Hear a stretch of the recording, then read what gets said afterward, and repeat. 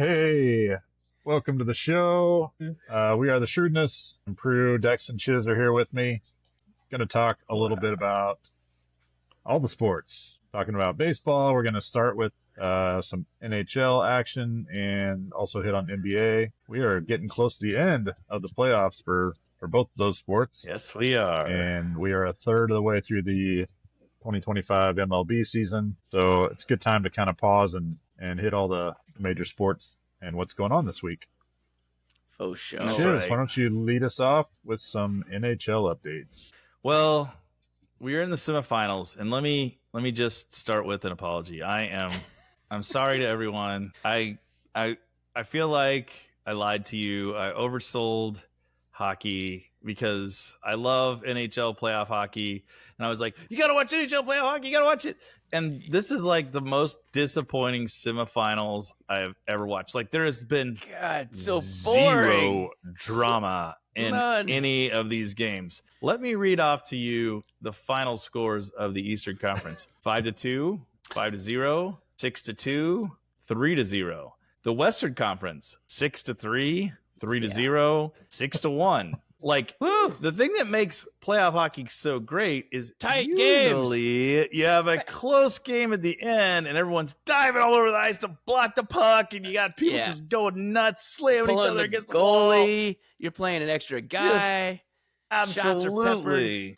And what we've had is just snooze fest. Like, there's not been any drama in either of these series, which is super weird. So the only thing I can hope is that what this means is we're gonna have really dramatic finals, because we've just had nothing but lopsided in the East. I mean, Florida is, truth be told, they're just dismantling the Carolina Hurricanes. I mean, the Hurricanes, I'll give them a little credit. They showed a little heart. They didn't get swept.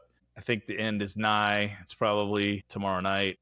Yeah, I think we're going to have a rematch of last year, which is fine. Let's just get there and stop playing these. It's been so boring. I watch the games. I'll turn it on. I'm like, all right, let's see some hockey. Oh, this is boring. Let's switch over. Let's go to the NBA. In fact, we should almost just pivot and go to the NBA right now. I'm already over talking hockey. That's not very nice, because Edmonton's up right now. Sad. It's about ready to be 3-1 over Dallas. Edmonton's about to be up 3-1. As we speak, it is 4-1 now. So that's another super over. Exciting game. 4-1. Third period is like. It's 3-1 Oilers. It's 3-1 Florida. Looks like we're gonna have Florida and Edmonton. So it's probably going to be a really good series. It probably will be a really good series when we get those two teams together. And let's hope it's a really good series. We get some drama. We get some real NHL, true playoff hockey for all the Shrewdness listeners who just turned it on for the first time because we were talking about how great playoff hockey is. And they're like, you guys are ridiculous. This is stupid. Why am I watching this? Go listen to our previous episode where we rattled off all the 2-1 games and 1-0. And it was awesome. Game 7 excitement. Yeah. Rallying 2 goals in a minute. Exactly. I mean, maybe we used all the drama in the earlier rounds. I don't know. But sucked it all so it looks out. like it's going to be Edmonton, Florida. I will say, if that's the matchup, I really hope Edmonton wins. I'd like to see them pull one out. Yeah. Connor McDavid needs a ring, needs a trophy. McDavid does. He deserves it. So we'll see. We'll talk more about that in coming weeks. But that's about all we can stomach on the NHL because it's been super disappointing. But let's flip to the NBA. Woo! Transition 1. Or was that transition 3? Transition 2. Transition 2. What was my favorite one? I thought I liked 7 or 6 There or is something. no 1 and 3, Chiz. It's 2 and 5. Is that it? 2 and 5. All you have is 2 and 5 for whatever reason. Give me transition 5. I want more excitement. Dex, talk about the NBA. All right. As we get into the NBA, let's talk about 2 series that are probably marginally more interesting than the hockey series. So the thing is, Indiana is now, Indiana's going to be up 3-1 in seconds. They're not going to cough up this lead. And yes, they are. They're going to go back to New York, where they already took the first 2 games. I don't know. They just look like the better team. I mean, they had to come back from a comeback, but for them blowing a 20-point lead in game 4. It's over, by the way. Yeah, I figured it was. Yeah. And except for a blown lead by Indiana, I mean, it'd be a sweep. It'd be over. So it's 3-1 right now, but they look like the better team, more explosive team. Definitely. And we were talking during the Patreon, God, New York plays a boring style of basketball most of the time. Like, no one wants to watch you dribble at the top of the key and have everybody isolate. I don't want to watch that. That's boring So basketball. true. Whereas the Pacers, you got Halliburton dribbling down, look over here, passing to the right, throwing alley-oops and half-court alley-oops. That's exciting basketball. And frankly, they played kind of like the Celtics have the past couple of years. It's what you expect to see from the best players in the world. I don't want to watch one-on-one. That's what I hated about watching James Harden play. I hate watching him in the playoffs. He just dribbles up top and does jab steps and then shoots a three. Jab step, launch, jab step, launch. God, I don't hear jab step anymore. I'm over jab steps. Stop jab stepping. Just freaking play basketball. You know what? We should make jab steps illegal. We should just make them illegal, Dex. Yeah, jab steps. We got to petition the commissioner or something. This is ridiculous. We're over jab stepping. It's just terrible. But it really does make it a boring game to watch, and it's just not any fun. And we were talking again during Patreon about how the game has just gotten so slow because then they just start fouling and you're jab stepping, and then there's a foul again and it goes out of bounds. And they fixed baseball. Come on, NBA, start looking at this. Replays take too long. We were talking about it. Like, they show one angle and you already know the answer, yet it takes forever. And football fixed it too. So football's fixed this replay thing. Baseball's fixed the replay thing. Basketball, how are you just so slow to the party? You started replays. It's 2025. Everybody knows immediately. They show 3 replays within 10 seconds, and we all know what happened. Yeah, the angles. All the angles. And it's like we're all waiting. Beep, beep. The replay is like waiting for the officials to know what we all know. It's like, hey, let's watch the reaction of the officials when they find out what we already know. That's what we're doing. And then they lean in like, drama. After looking at the replay. I was like, you didn't really look at anything. They told you what to do. You all know what I'm about to say because you've seen it 10 times already on replay. It However, definitely let went me off make it official. Halliburton's finger. It's going to be their ball. It's the smallest court with the biggest ball. Right? How does it take so long? And then I need to do one other pseudo rant, and it's all about money. I know why the NBA does it. I hate it though. Why on earth is Big Cat sitting on the bench and looking right at just Bob the fan who's sitting next to him? Probably getting in his ears, got the phone right there. Totally. It's like, get off the floor, get away from the bench, let the players at least have privacy while they're playing the game. For the love of God, why are they up in their grills? Totally. What the hell is going on with that? Oh, I know. I've seen it. I was watching watching the game tonight, and Ben Stiller is in the front row on the end line while they're shooting free throws. Like he's like right there. I was like, what? Yeah. Ben Stiller is right there on the this is crazy. Yeah, fans don't need to be that close. I mean, was it Ben Stiller or was that White Goodman? Yeah, it might have been. Yeah, it's hard to tell. So, all right, I'll stop ranting about that. But I just don't like it. I think the players need a little space to play a game under such high pressure situation. But then, sitting right behind you and literally, it's not your teammate next to you. It's just Steve. Hey, Steve. Rando from New Jersey. Yeah, stop spilling your beer on my towel. I was trying to sit here.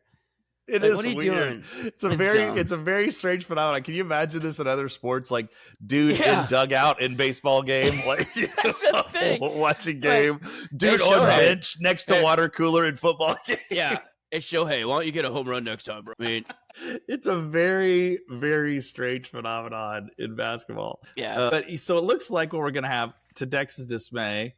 Looks like, hold up. Stop. Well, okay, so the East. First off, it's been a wrestling match. It reminds me of me and Dex and Prue. We used to, when we were in elementary school, middle school, we'd have sleepovers, and you get bored because we didn't have a million things to do whenever we were we didn't have phones.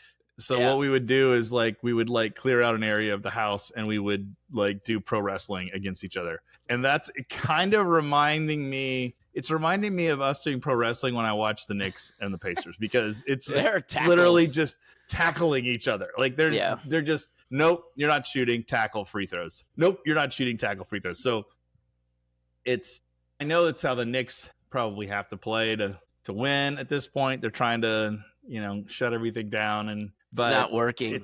It's a real ugly series. But it is, you talked about Dex, the Indianapolis, and them not having a lot of names, a lot of recognition, and they don't. but man, they are a good team. They and are a play good team. brand of basketball, and Halliburton is playing fun to good watch. team basketball. Yeah. They have a lot of assists, and their bench points are through the roof better.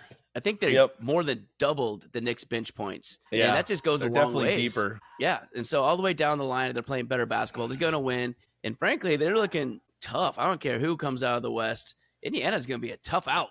But let's talk about the West. So my Timberwolves are on the chopping block right now. Their head is like getting a little long. They're stretching the chicken head. He's getting ready to go down. The guy with the axe is showing up. They're down 3-1, going to OKC, which is a tough place to win. The issue is, it's been like Chisholm mentioned yesterday. I think we were just kind of talking, but blowouts everywhere. So game 1, they lost 114-88. Game 2, they lost by 15. That was the close game, mind you. So 118-103. Yeah, that was the close game. And then game 3, 143-101. Minnesota just turns it all around and just thunder punches them. They go into Minnesota. Yeah, go to Minneapolis. And they go, just drubbed them. And then this was a great game. Game 4 was amazing. It would have made the series fantastic. They lost a heartbreaker, 128-126. They had their opportunities. They had their shots. But here's what OKC did. They shot phenomenal down the stretch. And I think they were 6 for 6 with free throws in the last few minutes. And that's how you win games. When you win by 2 and you shot, I think clutch it was free throws, 60% shooting or something. It was like 68%. And then they made 100% free throws. And that's how you win by 2. That's what good teams do. And Minnesota did not play bad. They played well enough to win this game, and they didn't win it. So it's going to be hard. But now their back is against the wall. They have nothing. Right. It's that or go fishing, man. Win or go fishing. So that's it. And they got to win 2 games and Oklahoma to win the series. But I'll tell you what the difference is. Like if you look at the difference in game 3 and game 4, it's real simple. Game 3, SGA 14 points. Yeah. Game 4, SGA 40 points. Yeah. Like when they shut down Shea, they just hard to do. Have a shot. It's very hard to do. I mean, he's the MVP, and he's the MVP for a reason. Yeah. So, it's not because he chokes in big games and doesn't show up. Well, that was the main thing for game 4. You're exactly right. But for the Wolves, Julius Randle sucked game 4. I mean, you need your stars to show up when you're on the blocks. I think he had 4 points, maybe 6. It was nothing. It was a bad And game Edwards, for him. I think, had 14 points, give or take. I mean, I'm not looking at the stat 16. line. 16. He had 16, and Randall had 5. Ugh. Yeah. Just terrible. Yeah. And that's 21 that's points guys. between those 2 dudes. And you scored 126. That's my point. Like, their bench did everything they could to carry them. They just needed a little bit from your main 2. Yep. Alexander Walker had 23 off the bench. DiVincenzo had 21 off the bench. Yeah. They definitely had the depth factor. And DiVincenzo, he's been not good the whole playoffs. Yeah. So it was nice to see him start draining some threes, because that's what we got you for, buddy. We made the trade and added you to it to make threes. So that's right. kind of a big deal. So anyway, we'll hope for the best as we go to game 5, and hopefully it's not over. That would suck. I'll tell you what, though, if it ends up being – sorry, Dex, but if it ends up being Thunder and Pacers, SGA versus Halliburton is an interesting matchup for sure. Like, totally different players. Totally. But that will be a fun mix and match of styles and, players that are super competitive and clutch. And so, you know which one I like better out of principle, though, between Halliburton and SGA? I like Halliburton more, and you're going to like the reason why. Because SGA, Shea Gilgeous-Alexander, is a flopper. This dude flops more than anything, and it takes away from his game because he's so good and doesn't need to do it. He just continues just to flop. It's very reminiscent of La Flop. La Flop. Yeah. Which is why La Flop does not have the respect he thinks he's due. He is super good. He's a freak of nature. Yeah, of course. Just stop flopping.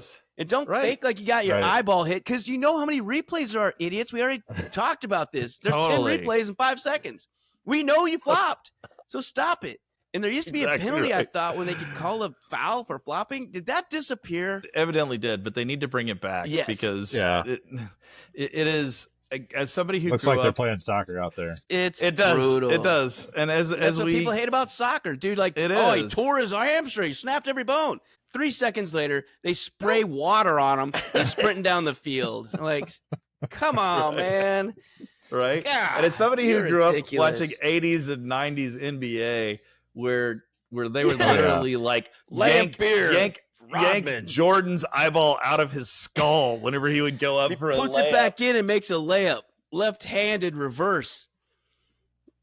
God. It is kind of hard to watch this like faux fouling and flopping that goes on. So they need to get a hand on it. Robert Parrish just Oh yeah. coming to blows pretty much in went the up lane. and swung fists at each other in the same time. That was and expected it.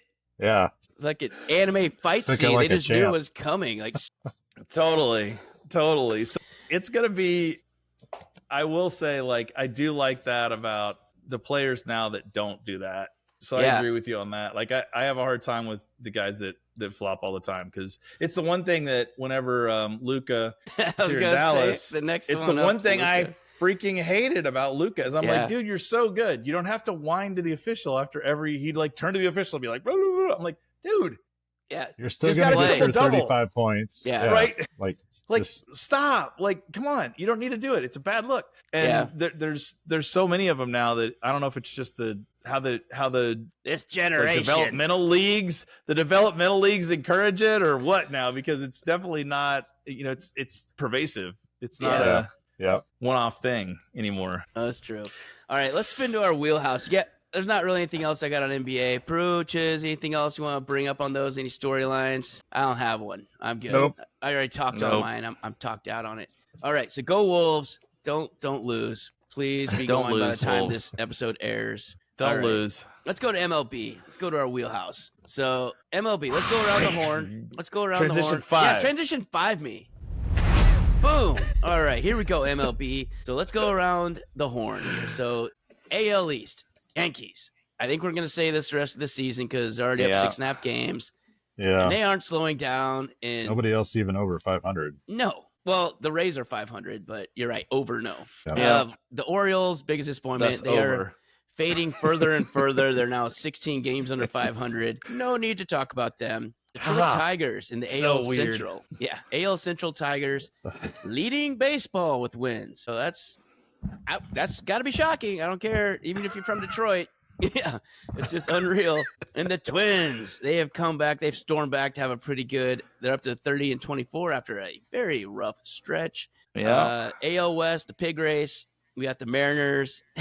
They are 29-23. So the worst record of a division leader by 4 games in the AL. Yeah. But it's good to be in the right division some years. I mean, It is. my teams have been a factor of that before. But That's they're right. game and a half over Houston, and then there's just the rest of them. Yeah. That's our AL. Yeah. Any comments on our AL before we jump The rest into of them. Biggest AL surprise. Who do you think so far? for a Besides team? the Tigers, yeah. Tigers, I think, has to be the first top surprise for an AL team. I think the only surprise to me is that Minnesota is somehow in second place, and all their main guys have been hurt or injured for a lot of it. Royce Lewis is out. Correa's missed games. Buxton's missed games, and they still somehow put a 13-game win streak in there. Yeah. And they're still playing How well. about So you, that's Prue? surprising to me. I think it's shocking that the Rangers are under 500. That's mine. Me and you. Right here. Well, they've had a rough 26 stretch, and though. 29. Gee, Yeah. what? They've, Like, they've gone crazy. 2-8 in their last 10, though. They were doing just fine. They were right in Yeah. the pig race. Yeah. And now They they just just absolutely sloughed their way out of it. collapsed. Yeah. They'll claw their way back into it, I'm sure. But yeah, that's a surprise to me. Central, yeah, it's unbelievable how strong those 4 teams are. It is. I mean, if you look at the Rangers starting staff, like they shouldn't be this bad. I mean, No. I know Evaldi's been out some. I forget when he went out, but he's going to come back at the end of the month, first of the next month. Jake DeGrom is pitched the whole season thus far. Tyler Mahle has had a great year. Yep. Yeah. Like, I'm shocked that they are 3 under. And at some point, like, they're going to have to put together some wins, or, I mean, at some point you got to say, like, this is the time of the year you start saying, are we buyers or sellers? So Yeah. you start looking at some of these teams, and we will have that when we get closer to the deadline. We'll talk about who's buyers, who's sellers. But right now, you got a lot of teams that are on the fence, and it's going to be the next few weeks that are going to determine it. Yeah, I mean, there's a lot of Usually- teams not on the fence. There's certain sellers Yeah, already. that's true.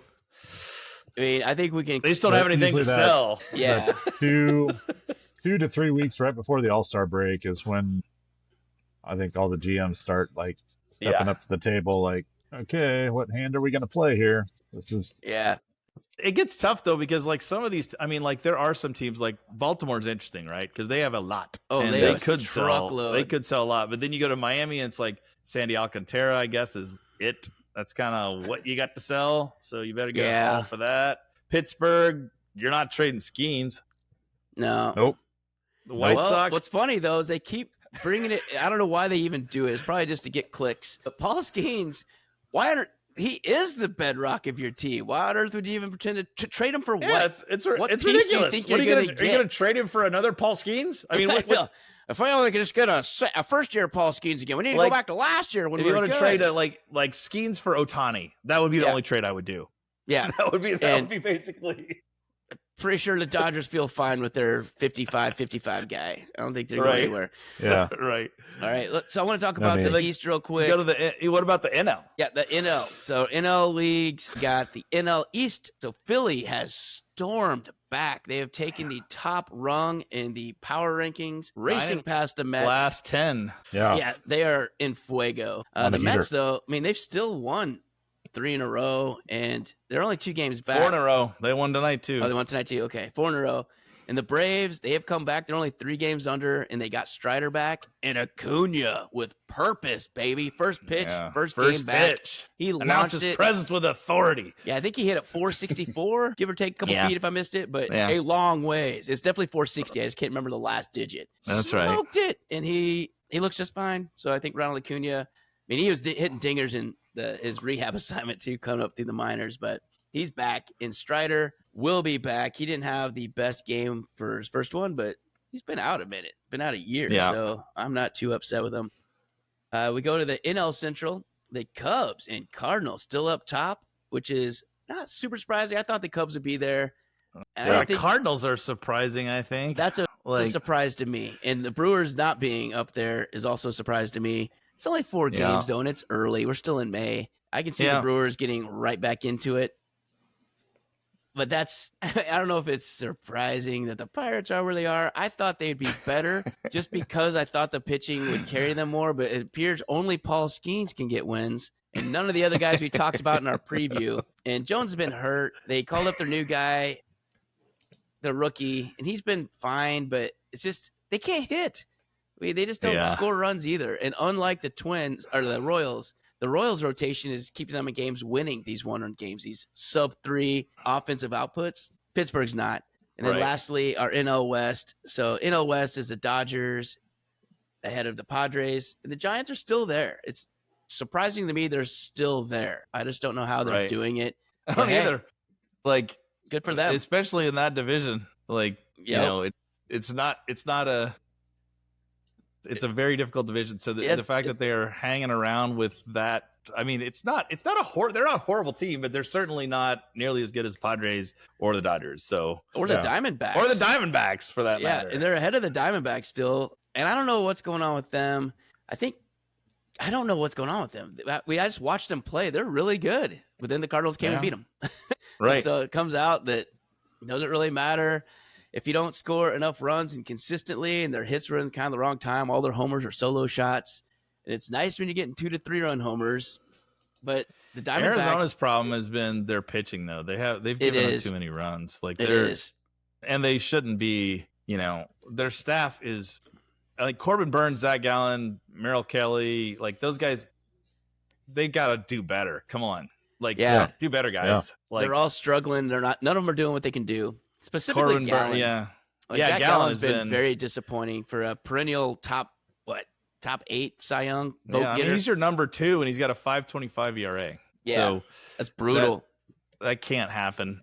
Brady Singer's laughing at him. It's like, bro, get under 5, man. It's not that hard. This is ridiculous. All right. And then we can't go a week without talking about the worst team Oh in the history of baseball. Hey, they so won far. this week. Shut up. They did. They beat the Yankees once, and they have won 2 of their last 8, which is an improvement on their win percentage. 2 of 8 is an improvement on their 167 win percentage. 9-45. They still aren't at 10. They're on pace for 27 wins, y'all. 27. They're on pace to have. Okay, if they hit their pace right now, they will not catch the next worst team. If Arizona doesn't win another game, yes, Arizona has 27 wins. Yeah. When you say it like that, that is stupid. I don't even know. Like Arizona would have to lose the rest of the game. And as bad as we were saying, yeah. If this was guillotine baseball, they could literally go home for the rest of the season and not lose. We're set. We're not getting relegated. So the poor Rockies, and I just don't see any hope. No. Well, on the horizon. Problem too is like obviously they're sellers, but Whoa. I did read something the other day that was talking about how the Rockies. This is why the Rockies are always the way they are. Is sometimes when they should sell, they do stupid stuff like extend contracts at the Charlie deadline Blackmon forever. Right, like stuff like that. So it's like they should. I don't know what. To your point, I don't know what they have to sell. Like I'm looking at their team. So and I really don't know what you would. Ezekiel Tovar and Brenton Doyle are the only 2 pieces on their team worth anything. No and pitchers. Brenton Doyle's hitting .213. Yeah, he's had some stuff though, so I'm gonna let that slide for him. No, I'm not. I know, but yeah. But, so here's the Colorado Rockies. This is just fun and just how bad it is. They are 29th in runs scored with 3.2.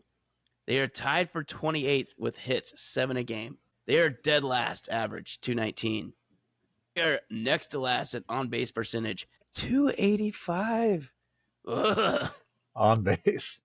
285 on base percentage. So slugging, mind you, they play in Coors Field, 359, 27th. I mean, there's amazingly 3 teams worse. OPS, so they're on base plus slugging. I mean, trend here, right? 28th, 644.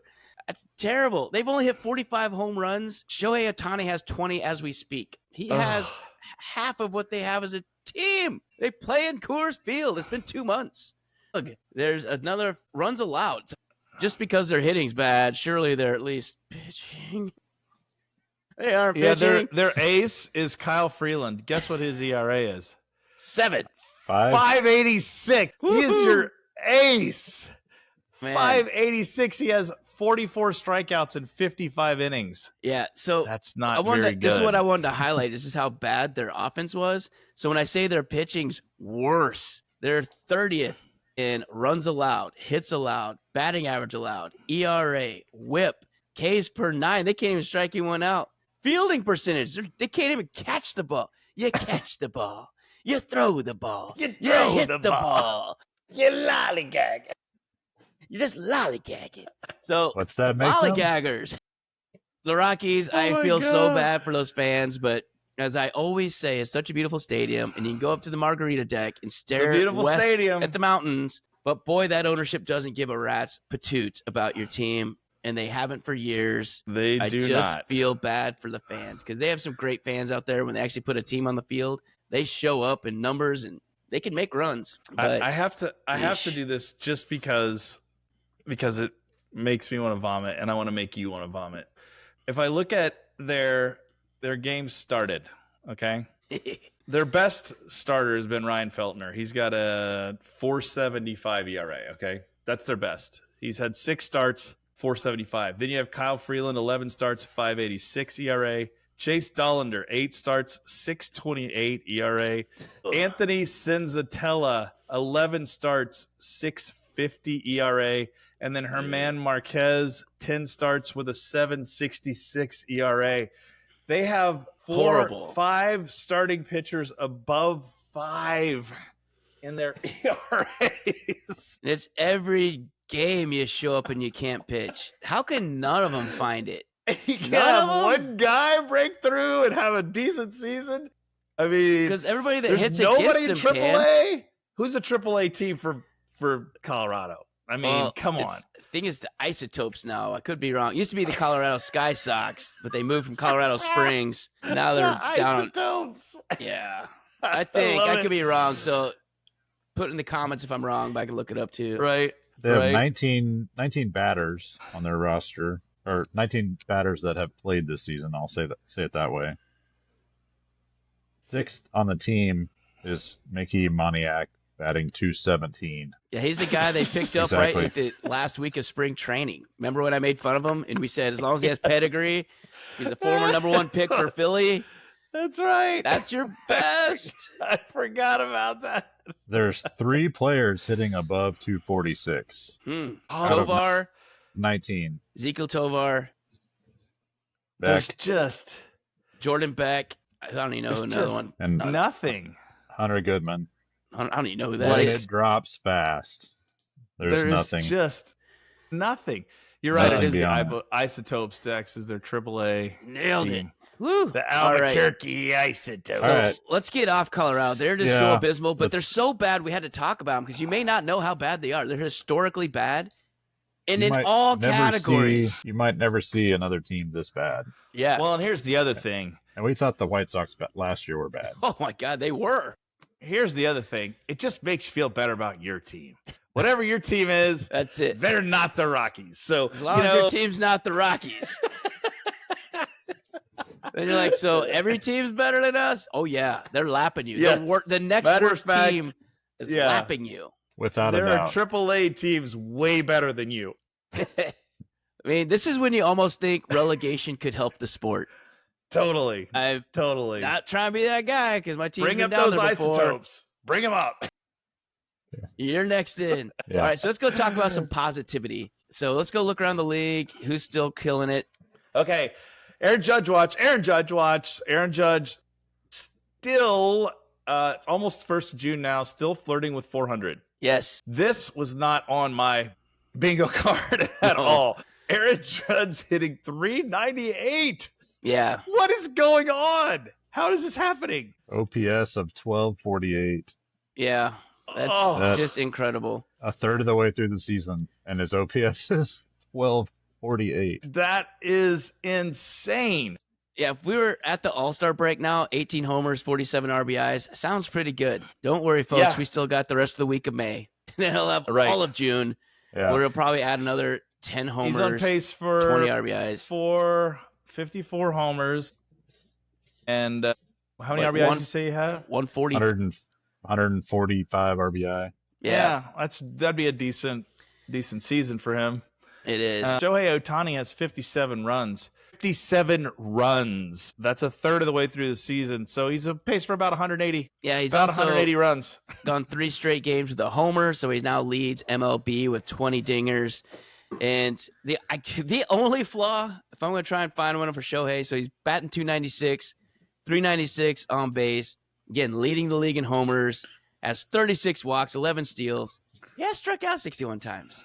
That's a lot of strikeouts. So 61 strikeouts and 213 at bats. If you're going to find something, going to poke it. That's it. But you know what? I think you'll take it because he also has 9 doubles, 4 triples. I mean, this dude is scoring himself. And like you just said, 59 runs. Next best. So next best is 8 less. And Aaron Judge, who, again, with a 500 on base, he's got 51. So he has. That's crazy. He has 8 more runs. That's insane because behind him, third place is 42. Corbin Carroll. Right. I mean, he's 42. Lapping him. So 59. How many hits does Shohei have now? 63. He has 63. Did you see how many? Aaron Judge has 80 hits. 80. Yeah, 81 now. He just got one tonight. 81 hits. Yeah, 81 hits. Next best is 71. In this one, God, I will give. Don't look at the stats. Don't look at the stats. Did you already look at it? Did. Dang. I was gonna talk about this dude. Yeah, he's a shining star. He is. So we'll talk about him because what's fun. I want to set it up though. No, not Goldschmidt. So this is a guy we ridiculed and mocked during our athletic preview. I was like, oh my God, what a Sally little wimpy hitter. He can't do anything. I like to think we motivated him. Shrewdness listener, I'm sure. Shortstop, Jacob Wilson for the Perma Road team. not Oakland Athletics. Just the Athletics. The Athletics. Permanent road team. Vagabond. And he is batting .348 as of this moment. He is second in Major League Baseball, 71 hits. He's behind Aaron Judge. And I was like, what? That's the only person that has more than you? And he's got 6 home runs. Yeah. He's got 6 home runs. He's a shortstop with 6 home runs at the Athletics. That is like an 18 home run shortstop for the Athletics. Going to make the All-Star team? He should. He's got to be the one, right? For who else is going to make it from the Athletics? Yeah. Nobody. That's what I'm saying, but he's Carney Lansford, maybe. Carney Lansford could, but I'm gonna bet on Jacob Wilson. Yeah. But it's just kind of amazing. So last year, 92 at bats, he didn't have any homers. This year, he's got 6 already in the first 200 at bats, and he was an early round pick. I think he was 6th overall. So number 6 overall out of Grand Canyon. Cool. I mean, he's a high pick. No one saw this though. I don't care what they say. No one saw this. Hey, and little shout out to our Royals listeners. You know who's got the 5th best batting average in the major leagues of qualifiers right now? It's gotta be Bobby Witt, right? No. Michael Garcia. Ryan O'Dot-Hearn. Oh, okay. Ryan O'Dot-Hearn is hitting Former 340. Former Royal Ryan O'Dot-Hearn, 340 with 8 dongs on the season for the lackluster Baltimore Orioles. How about we take him back, put him in right? No doubt. Here's a bag of Doritos, Cool Ranch. We could do a win-win here. It's sweet. But Michael Garcia, though, is 12th in baseball. 309. Yeah. And he's doing phenomenal. We talked about him in the Royals episode, so go check that one out. So Michael Garcia was a big part of that. So other surprises in here that, again, none of these dudes are on your bingo card. Brendan Donovan, 7th in baseball, 328. We have Jonathan Aranda. So overall, of course, Jonathan Aranda. Again, another one we made fun of during our baseball previews. I think if we made fun of you, you're going to do great, except for Aaron Judge. The thing about anyway. Jonathan Aranda is like he's a guy that swings like as hard as you could possibly swing every time he's up to bat. He should not be hitting for average. This guy should not be hitting for average. He is a huge swinger. And he's having a great season for him. And he's actually being mentioned now as a potential sell trade candidate. If Tampa Bay goes south, I mean, they're about 500 right now, I think, Tampa. Yeah. If they go south, they're saying he's a piece that could go somewhere. Yeah, I think he's a piece that's going to go somewhere. I'm just going to throw out my prognosticating goggles here. I agree. And then the other one I want to highlight, so the days of 300 hitters are seem to be getting fewer and fewer. So right now there's only 14 in all of baseball batting 300. Yeah. It's just such a different game. Totally. Like, that's what makes me surprised is like Jacob Wilson batting 348 out of nowhere. Just so surprising. Brendan Donovan's a great hitter, but you don't expect that. You do expect to see Judge, Freeman up there. Those guys. It's totally shifted because you think about like my norms as a baseball fan. Like when I hear somebody's hitting like 245, I used to be like, that guy's dog balls. 245 is dog balls. Like, what in the world? Like, I don't want a 245 is probably the league average now. Yeah. Like, that's probably pretty. I think it's higher than that. I think the league average is like 230 something. It might be, right? So like that used to be like, I used to think of like you were a pretty good hitter if you were like 270, you know, 270s, and you start getting up there, and then like the real guys were going to hit 300. That was kind of where it was. Like the real guys, like that was the cut line. Like, right? Totally. Those guys they're hitting 300. That's just the way it was. And now you got guys that like Shohei Ohtani's only hitting 295, and he's having a great season. Yeah, like that's phenomenal. And Bobby Witt's hitting 293. So I mean, we may have called this if you were listening to our episode a couple weeks ago. Pete Alonso was formerly batting 360. Weird. Oh my gosh, we told you to sell high. 291, which means he's probably been batting 220 this last couple weeks. He's back to Pete. What he is. The thing is, I think he had 9 home runs 3 weeks ago when we talked about that episode. He now has 11. Yes. It's slowed down dramatically, in which, you know, the Mets have also kind of slowed down dramatically. It all seems to go together. Well, you know, we've said this before, but the fact of the matter is when a guy's 30, you know what he is.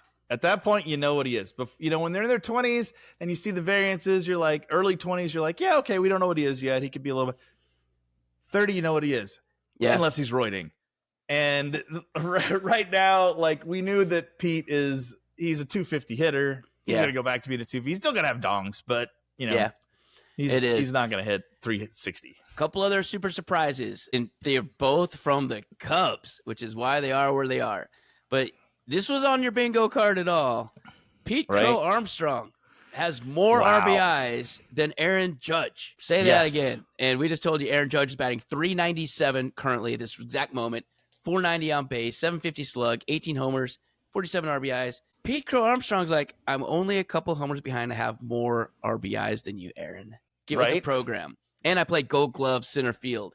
So Pete Crow Armstrong for the Cubs, only batting 274. He doesn't like to walk. You got to almost hit him to get him to see a pitch. And he strikes out a little bit, but less than Shohei. So he has 9 walks and 57 strikeouts. So when we're looking at the old ratios, that's not one that we normally jump to. Yeah. But I will jump to 14 homers and 49 RBIs out of my center fielder and have him outpacing Aaron Judge for RBIs. That's amazing. 16 steals, too. Well, the interesting thing about Pete Crow Armstrong, you got to be wondering if the Mets are a little sad. I know. He was a first rounder for them in 2020. And they traded him to the Cubs for Javier Baez, Trevor Williams, and cash. Oof. So that's one of those trades that in retrospect, you're like, that wasn't very good. Yeah, sometimes that happens when you look in the rear view. But Pete Crow Armstrong would look pretty darn good in Mets stripes right now, I feel like. Yeah, absolutely. He's got more RBIs than Aaron Judge, and he's not even leading his team. I know. That was the other one. Seiya Suzuki has 50 RBIs for Seiya Suzuki, and they are like that's crazy, nearly clones. So 272, 274, 568 slug, 553 slug, 898 OPS, 856 OPS. Both have 14 homers, 15 to 13 doubles, 2 to 3 triples. They're like clones, except for Seiya can take a walk. So he has 20 walks versus Pete Crow Armstrong's 9. I mean, that outfield, it's hard to say it's not the best outfield right now. Because Kyle Tucker is the other one, by the way. He is slumming his way with 12 home runs and 39 RBIs, batting 285. It's the best outfield in baseball. The Cubs have the best outfield in baseball. Not even close. So that's very surprising. The Cubs knew they probably had a decent outfield, but no way did anybody see this. I don't care who you are, even if you're the biggest Cubs fan in the world. And maybe that's why they're all knocking on wood as I'm saying all these words or running to the door. They're like, shut up! Stop saying that! Shut up! But it's incredible what they're doing. Yeah, we do. They're not happy right now with you. Old Tim is probably a pig in stuff right now. He's like, oh, yeah. First place, and you got this type of season. So good job, Cubs. Golf clap for the Cubbies. You are off to a great start. Hold on. Oh, that's there it is. Yes. There you go. Good job, Cubs. All right. So that's kind of our run around for the hitting. Chisholm or Pruitt, do you have any pitchers that are surprising you that you're just like, good job, way to go? From the early, what the 1/3 point, right? We're at the 1/3 point season. We're exactly 1/3. And I think we talked about Tarek Skubal. We had his day. We talked about Skubal. We talked about during the Royals episode, but so Skubal did something that hasn't happened in 25 years. He had a complete game shutout with 13 Ks and 1 walk. He threw a Maddox, and the first time it's had that many strikeouts in a game for a complete game shutout with that amount of pitches or less. Yeah, Pruitt figured out. What did you say? Is 94 pitches. Less than 4. It's like 4 pitches per batter or something like that. You had some stat you threw out the other day. 22 balls. 72 strikes out of his 94 pitches. So he averaged less than 1 ball. Less than 1 ball per batter. That's what it was. That's a crazy data point. He has exceeded what I expected. I'm not going to lie. I expected he would have a drop-off. I didn't think he would be bad, but I did not think he would be this good either. Yeah. I mentioned Tyler Mahle, starting pitcher for the Rangers. He's got a 1.80 ERA. I'm shocked that I mocked him. I know I mocked him in our preview because I was like, this guy is like an innings eater. He's not really going to do anything. I am going to go a little Royals crazy and talk about the Croatian sensation, second best ERA in the majors, Chris Bubic, 145 ERA. Of the names up here, he and Maley of the top 5 are definitely the ones that you're like, what? These guys do not belong. And no one would have guessed them ahead of time. Max Fried is having a phenomenal season. Yeah, he He's should be 7-0, starting the All-Star game. 129 ERA. That's 11 He's games, walked mind 16 you. batters. He's walked 16 batters in 11 games. Yeah, and 70 innings. It's just stupid. A .93 whip, and opponents are batting 191 against him. Max Fried, good signing by the Yankees. I think is paying off right away. That's great. Really amazing. And then you have to call out the unfortunate Paul Skeens, 2.36 ERA, 3-5. Yeah, that just has to be maddening for Mr. Skeens. 3 wins with a 2.36 ERA. That's not acceptable. I don't know if we said it earlier, but the Pirates have scored fewer runs than the Rockies, who we just spent Oh my god. a lot of time trashing. Yeah. So that's all you need to know. That's miserable. How does that happen? I mean, what is going on there? That should not be. No, and especially O'Neal Cruz. I mean, he's hitting cruise missiles. He's just broke his own StatCast record this weekend. I think he hit it 123.9 miles per hour off the bat. That's ridiculous. I mean, how's the bat not to break? That thing is just Dexter, thunder-punched. you gave a shout out to this guy earlier in the season, but I do need to bring him up again. Mackenzie Gore, 62 innings, 93 strikeouts. Yeah, that's sick. You know, he has given up some hits because he's got a 3.47 ERA, which isn't phenomenal, but that dude misses bats. That's an insane rate of missing bats. It's him and Scooble basically kind of at that rate right now. So that guy, talk about trade bait right there. Mackenzie Gore is like, I don't know what his contract situation is. I'll have to look at it. They may see him as a long-term building block, but if not, you could back up the Brinks truck for him come trade deadline. So funny, he was the return for Juan Soto. So they got him and CJ Abrams, and those were kind of the 2 main guys. They just took all the top prospects out of the Padres organization, and Mackenzie Gore was one of them. But I don't know. He got to about building blocks for Washington. I think he is one. You have him on a cheap deal. I think they still have a couple more years left. He probably is. So I don't know if they would want to, but you're right. You could get a king's ransom for him. But Washington's been permanently young forever. I don't think they need to get younger. You're right. They're all 22. I mean, the other guy they need to get older. The other guy that screams trade bait to me is, and I'm assuming that the Red Sox are not going to get better, but Garrett Crochet, he's got a 2.04 ERA right now. Yeah.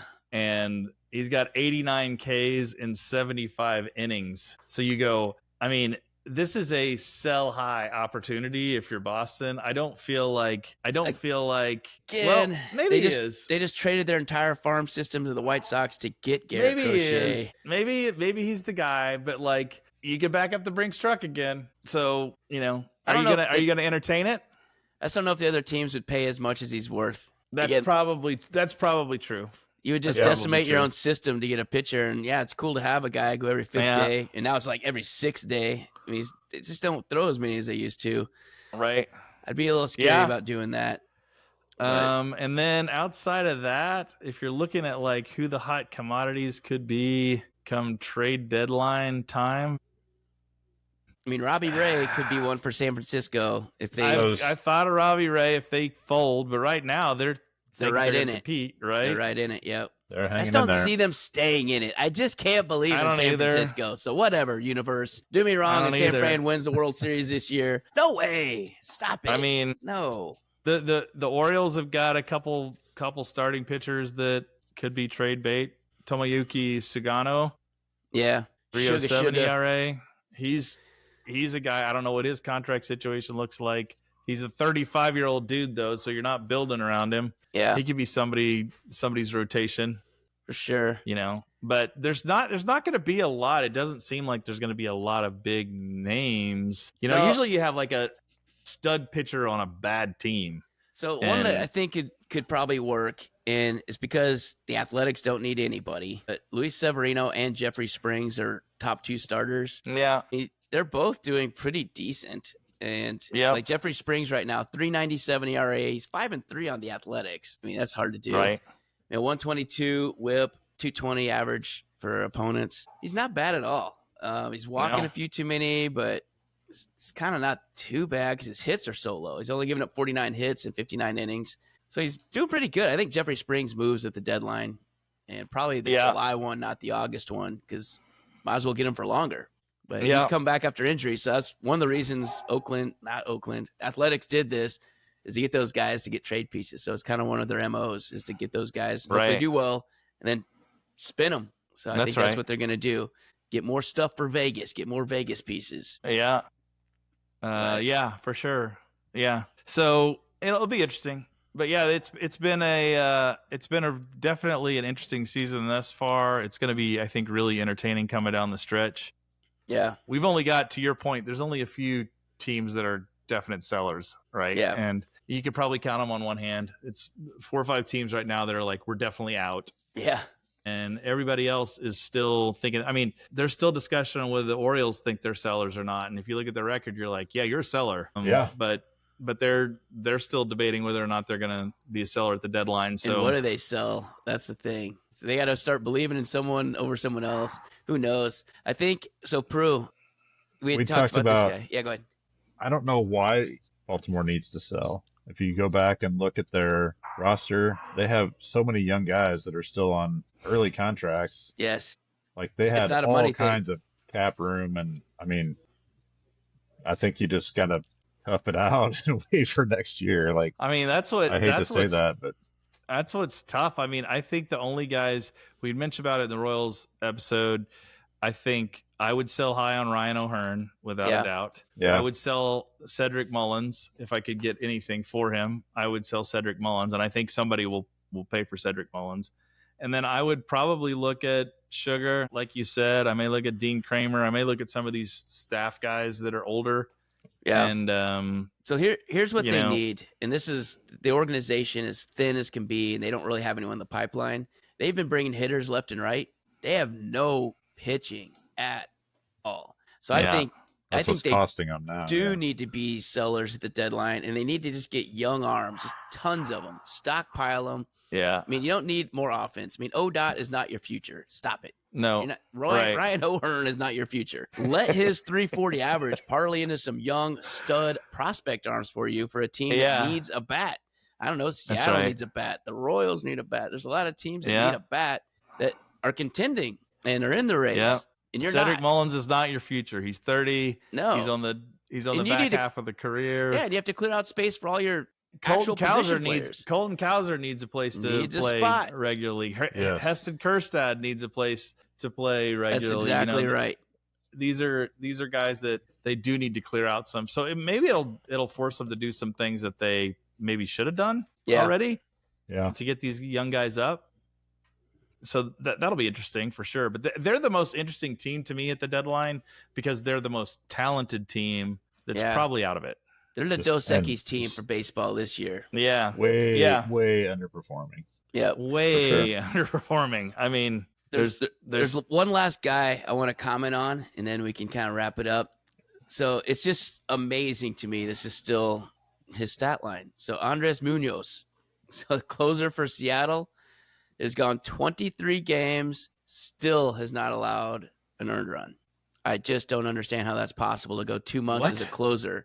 22 2/3 innings, 8 hits, 2 runs allowed, 0 earned, 1 hit batter, 28 Ks, a .71 whip, a 108 batting average against. 108. So whatever Munoz is eating for breakfast, they should probably go sell that stuff. That is ridiculous. Yeah.